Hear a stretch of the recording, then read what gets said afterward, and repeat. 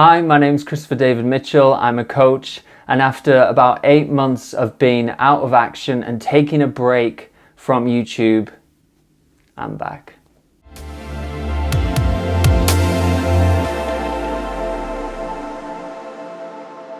Now in this video, I'm going to be sort of very vulnerably again explaining sort of what I went through during my break, why I had to take the break, and the top 5 major life lessons I learned. Honestly, this break that I've had for pretty much a year almost really has been one of the most challenging times of my life, and it's been the most healing, the most revealing, and sometimes the most traumatic, even compared to what I went through during my health trauma. And actually the break that I've had for a year really has had a lot to do with that. So you know, if you're going through a tough time or you're following my story, my journey, hopefully there's going to be some really helpful tips here that sort of me just really authentically saying my process of like full healing that I did on my break. So let's get into lesson number 1. So lesson number 1 is that, and it's hard for me to say this, but I thought I was fully healed from all the trauma I went through. But I didn't realize until I took that break and slowed down that I actually fully wasn't.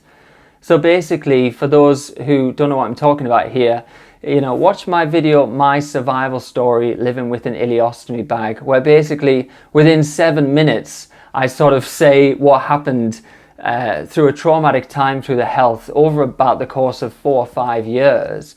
And you know, looking back at it, I went through that time and I was in like a fight or flight adrenaline mode the whole time.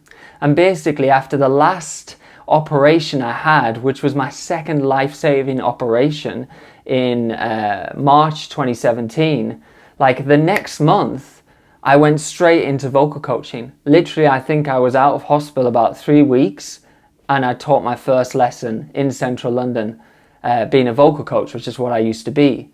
And then I just was relentless on that journey. And looking back at it, I think it was really a reaction, a natural reaction, so a normal reaction to all the trauma that I went through. And I put out the health video, I shared my story, and I thought to myself that that was it. But actually, it was when I took a break that I stopped. And when I stopped working and started reflecting, a lot of stuff came up, and it was difficult because I thought I was over it all. Whereas actually the vocal coaching, the way I built the business, was sort of in a neurotic way. It was a reaction to the trauma I'd been through, and I was very quick to get on that, and I didn't really question it at the time because I was seeing success and I was in momentum. But once I took the break, within the last 12 months I've had a break really, those were the difficult times where actually I processed a lot of the trauma. And this was surprising to me because this is now years on, like we're talking 5 years on. But at the end of the day, it was like no word of a lie. It was a really traumatic time, what I went through in hospital and life-saving surgeries and my friend committing suicide and living with a bag for the rest of my life. And you know, I think that I dealt with that at the time by just throwing myself into work. And it was only when I stopped within the last year that I really questioned a lot of stuff, and I realized there was a lot of stuff still left to process. So I've been going through that journey, and I'll probably share more. I mean, this would be a whole video in itself, all the different healing journeys I've been on still. But point is, lesson number 1, I suppose, is that the trauma that you've had or what you've been through, it's not necessarily like, you know, 6 months later you're healed. You know, as we know with a lot of these things, especially sort of near-death experience type things or things that happen in your childhood, you know, it can have a knock-on effect years later, especially if you've been distracting yourself like I was with work. So that was really surprising for me and quite hard to handle because I thought I was totally healed and I still had some work to do. So I'll be sharing later on sort of how I did that, but that's really lesson number 1, is that when I stopped and when I took a break, that was when a lot of the true healing happened. And it's a very common story that people who've gone through trauma can throw themselves into work and be very successful on the outside, as I was with my vocal coaching. But actually, have you really dealt with the root? And so the last year I've been dealing with that root, and that's why I had to take a break in order to try and get back, which I'm pretty much at now. But it's still a process, but in order to get back to being a fully healed me, really. Lesson 2 that I learned on my break is that taking a break is normal as well. Even if you haven't been through some massive trauma, the more I looked into it, at first I was almost guilting myself for taking a break and taking so long out, like a year out. And I thought, you know, I should be working, I should be doing stuff, life's so precious, I should still be, you know, I've got so much to say, there's so many courses in me, there's so many programs in me, there's so many books in me, I know there is. So it was really difficult to take a break. But actually, the more I looked into it and researched it, is that I want you to say that if you are taking a break in life, that it's perfectly normal and in fact, absolutely necessary. I mean, I'm going to cite you 2 coaches who I follow online, who they put out some stuff regarding this that really changed my mind and made me feel okay and accepting about taking that break. One of them is Leo Gura at actualize.org. He's got an absolutely incredible video called Life Unfolds in Chapters and Phases. And he basically describes in that video how a chapter of your life might be anywhere between, say, 5 to 10 years for a chapter. And within that chapter, it's normally split into 4 parts. So he calls it the limbo, part 1 of the whole chapter, then the startup, part 2, then the peak, part 3, and then the end, part 4, which goes into limbo. And what I realized is that I really completed a chapter of my life with the vocal coaching and getting my life back on track. And the peak of the chapter was the health video, was me sharing my truth. And after that, there was a downturn where, you know, I needed to take a break. But point is, when you reflect on all these things, that's totally normal. Aubrey Marcus as well, who I really love, who's really worth following, describes this as life is seasonal, which is similar to these 4 stages within a whole chapter, in that we've all got like a spring where we're excited about something that we're doing. That was, say, like me when I was learning piano and I had these things about being a vocal coach. Then we have like the summer where we're at our peak and everything's going well. That was when I was booked out as a vocal coach and when I was, put out the health video and I felt great. But then there's always an autumn and there's always a winter. And this is like absolutely necessary.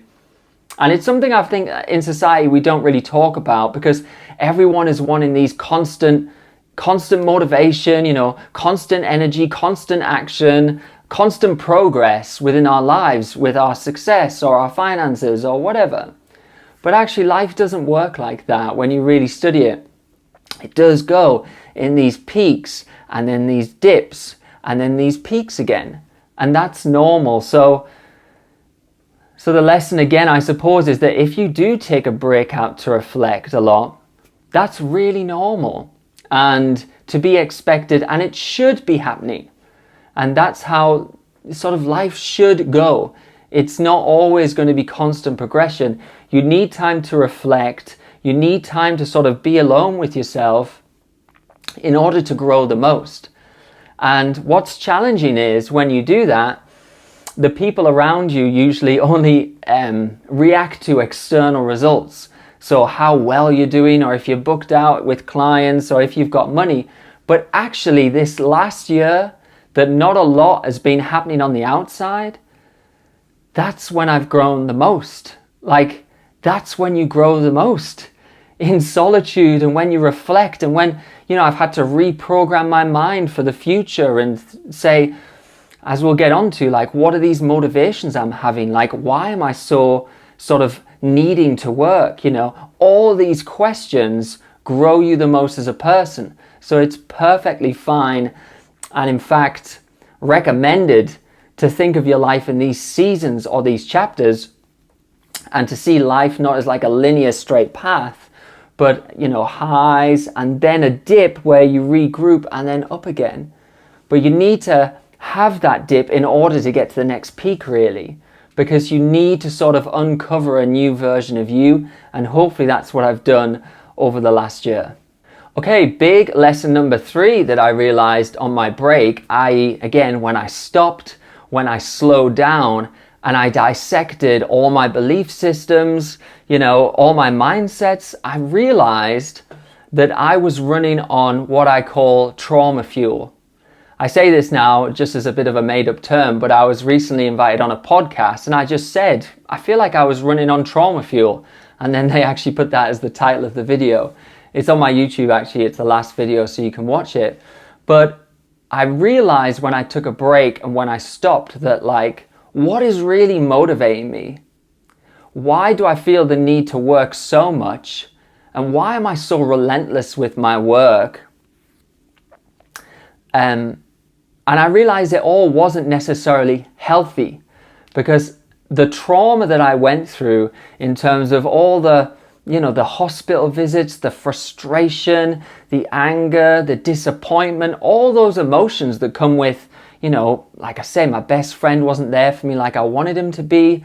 My girlfriend wasn't there for me, you know, losing my money, losing my finances, losing my career, losing my sense of identity. I mean, there is so much emotion that comes out of a journey like that. And I use that as fuel to build the business, really build the vocal coaching business. And that's why I was pretty relentless with it, really. And I got booked out and coached Boy George and stuff like that pretty quickly in the considering. But when I stopped, I realized that it wasn't sustainable. And this trauma fuel, this fuel of like all the negative emotions fueling me to build something great, in a way you could say is a beautiful thing, but also it's not sustainable. And actually now that, you know, I look back on, you know, one of my favorite books, The Obstacle is the Way, which I still recommend, by Ryan Holiday. And he gives all examples of people who've gone through traumatic sort of, you know, adverse effects in life and adverse situations. And then they went on to do something great. But actually, when you study them again, a lot of them are running on trauma fuel. If you think about Tiger Woods and, you know, how hard his dad was on him and, you know, calling him, you know, racist names and stuff in order to fuel him. He had that trauma fuel in him to be the best, but there was a lot of negative emotions there fueling him. And then obviously what happened, a bit like me in a way, is that he crashed. And he crashed and burned, and he was then off and out, you know, to Vegas and doing all sorts of stuff, because trauma fuel is like a sprint in a race, but life is like a 10,000 meter race, or maybe a 50,000 meter race, you know? And if you sprint out the blocks with your trauma fuel, it's like you're winning at first, so it feels great because you're looking behind you on the race almost, and you're like, oh, I'm doing so well in life. But of course, that trauma fuel is not sustainable. Now, it's a really nuanced thing here, because I just want to say, looking back at it, I don't think it could be any other way. So I see this as like a pendulum, like a balance. So if you've been through a really adverse, difficult, traumatic time, it's almost like you have been held on the sidelines of life, you know, where you can't be successful or you can't make any money, and, you know, you can't even get out of bed when, you know, the case for me when I was in hospital for months and months on end. So then when you are better and healthy, what are you going to do? Are you really going to go to like a beautifully balanced state once the pendulum's been over here? And in my case, for 4 years, you know, not like I had a car accident, which is still bad, but, you know, I might have been out of action for a few months. No, it was 4 years of being held on the sidelines of life. So I'm never going to go to a beautifully balanced place. The trauma fuel extreme in the other direction, almost like a workaholic, was to be expected and a natural part of the process. So just because this running on trauma fuel wasn't necessarily sustainable, it doesn't mean it was wrong either. It means that it was a necessary part of the process for me and a part of the healing in order to experience the opposite of what I've been in for the last 4 years. Then I experienced stuff like success and money and stuff like that. But then on the break, I've tried to get back to balance. So I think the pendulum goes from that trauma over to the other extreme, because you need to almost experience that to heal. And the ego needs that a bit. And then it's back to balance, because you have to sit back and realize this isn't sustainable. And that's basically what I've been doing again over the last year. So it's a really nuanced conversation that about, you could just demonize trauma fuel, but look at the brilliant things that have happened from trauma fuel. You know, even Elon Musk, I think his dad said he'd never amount to anything or he'd never make it. There's Tiger Woods, there's just so many examples. You know, if you really look at the examples of people who've been really driven, you know, David Goggins is an amazing example.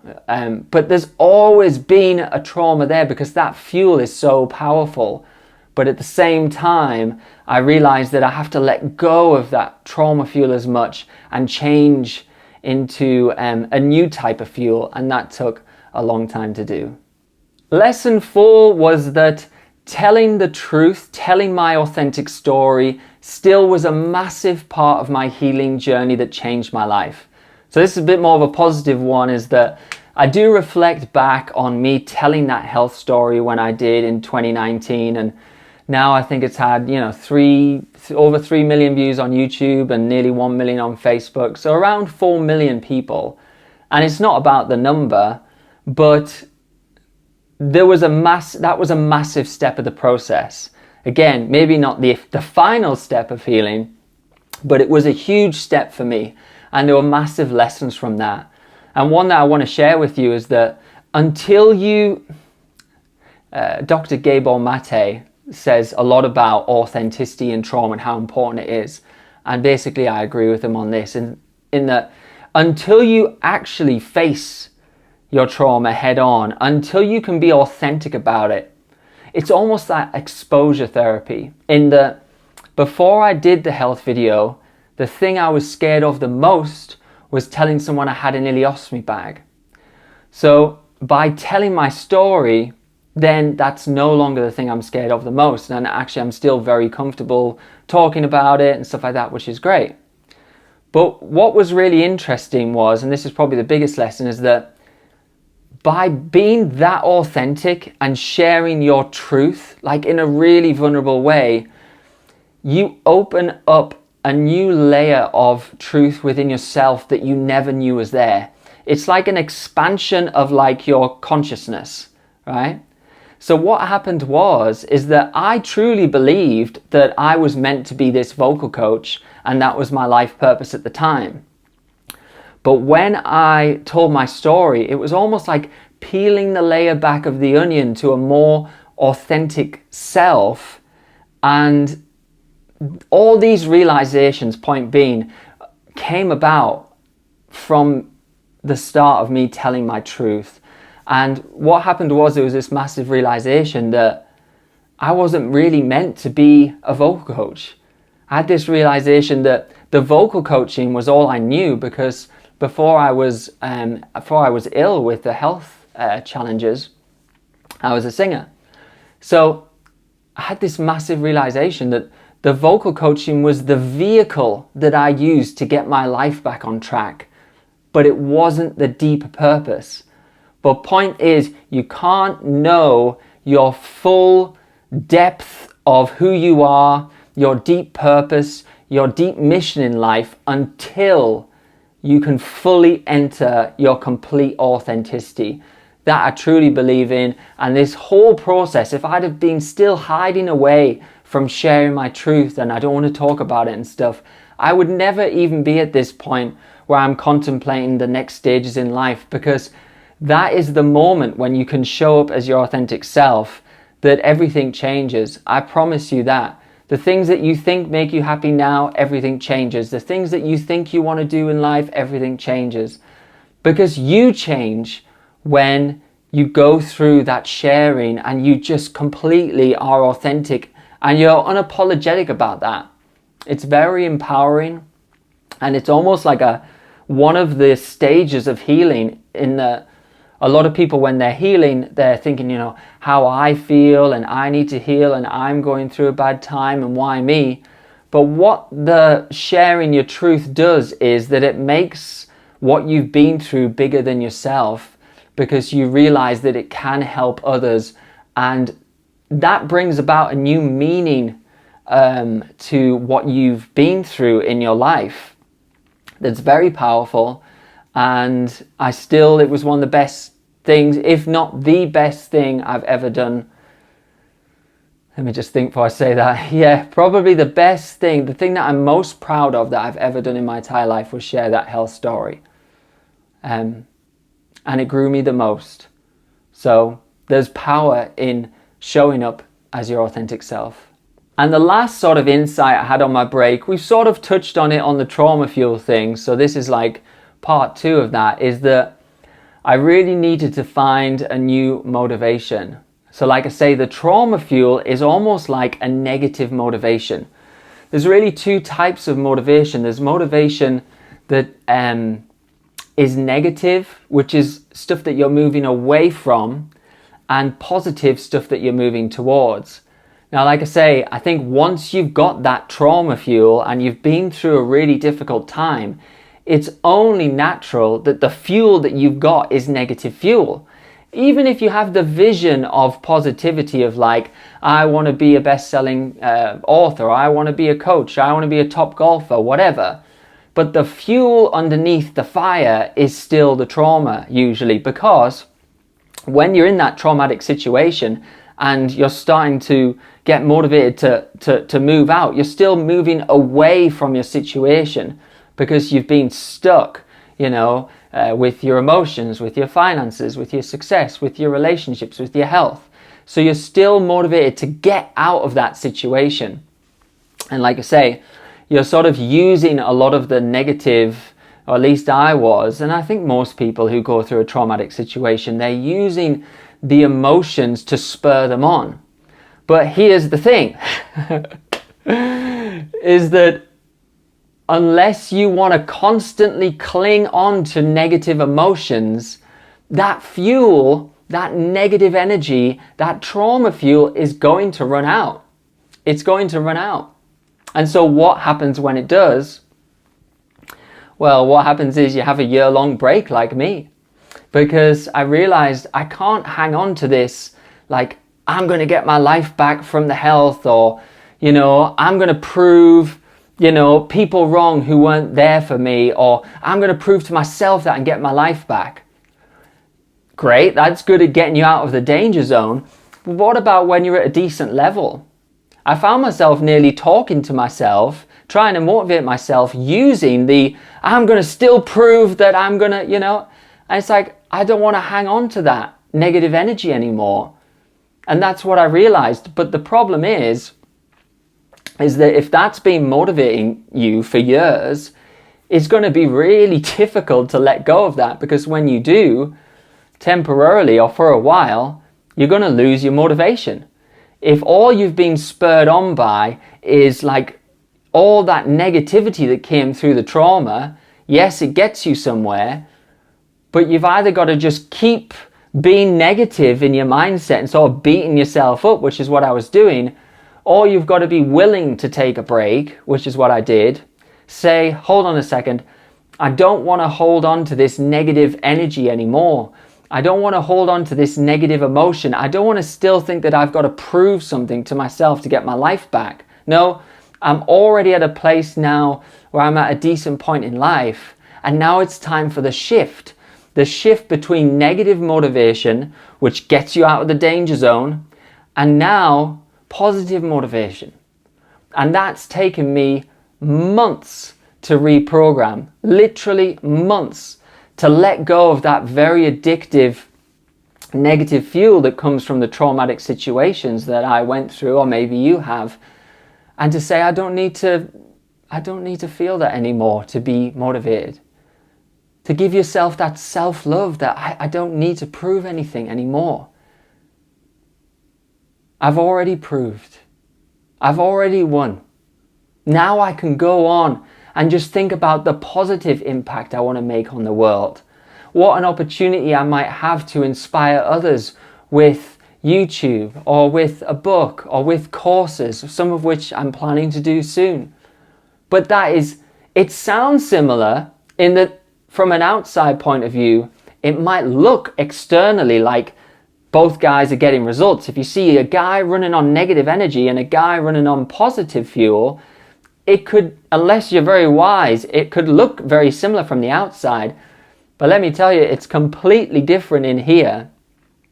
And ultimately, even if I get the results from clinging on to all the trauma I've went through, that's not a healthy way to constantly motivate yourself. Now, like I say, I think a lot of people probably do. A lot of people are still, who are very successful, who are still hanging on to, bullies at school, or parents who said they couldn't do anything, or, things that were traumatic in their lives. Again, there's so many examples in Ryan Holiday's book, The Obstacle is the Way. But at some point, you have to let go of that, and that takes time. And you have to shift it. Rather than something that you're moving away from, you have to totally let all that negative energy go because it doesn't feel great, to something beautiful that you're moving towards. Now it's a beautiful mission, a beautiful purpose, a beautiful way that you can show up in the world, but it doesn't have that negative angst anymore. You've let go of that. It's more a practice of self-love. It's more a practice of appreciation and gratitude, and then wanting to shoot this YouTube, not because I'm neurotic, because I need more subscribers, because I need to prove to myself or to others that I'm successful. None of that anymore. Just because authentically, I want to. Authentically, this is the most beautiful thing I can do. This is the thing I want to do with my life, and no one's forcing me to shoot this YouTube anymore. I'm not forcing me, but it's something that is the most beautiful thing that I can do and share. And it's a massive difference. I mean, I don't know if I've explained that. Hopefully I've explained that well, but it's a tricky thing. But basically, that final shift of letting go of all them things that motivated you, that were almost addictive. It can be addictive to hold on to frustration or to hold on to someone that wronged you in order to propel you forward, because it works. Because it works. But to let go of that has taken me a long time, which is why I had to go on a break, and then to connect more with a higher energy, a more positive energy, and a vision that I'm working towards rather than the trauma that I'm running away from. So that's it for today. I hope you guys give me a welcome back, and I will be back. Like I say, it's still ongoing for me. It really was such a massive thing that I went through. I really think that this break I've had, has been the longest break, and hopefully now I'm on to that next chapter, and I have some great programs planned and courses and things I want to do in the world, which I'm very excited about in a positive way. But like I say, hopefully I'm back. I think I'm back. You never know though with these things. The journey of healing is very, very tricky. The journey of healing has lots of twists and turns, especially when it's been such a traumatic thing. So thank you for bearing with me on the journey. I'm pretty sure though that I'm back, and I'm going to be back better than ever, and hopefully you'll see the change. And I look forward to connecting with you and sharing more insights in the future. Okay, bye for now.